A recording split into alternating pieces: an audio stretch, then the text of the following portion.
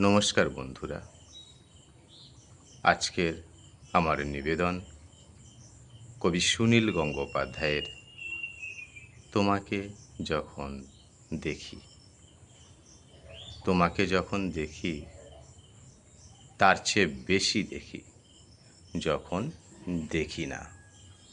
শুকনো ফুলের মালা যেরকম বলে দেয় সে এসেছে। চড়ুই পাখিরা জানে আমি কার প্রতীক্ষায় বসে আছি। এলাচের দানা জানে কার ঠোঁট গন্ধময় হবে। তুমি ব্যস্ত, তুমি একা, তুমি অন্তরাল ভালোবাসো। সন্ন্যাসীর মতো হাহাকার করে উঠি, দেখা দাও, দেখা দাও।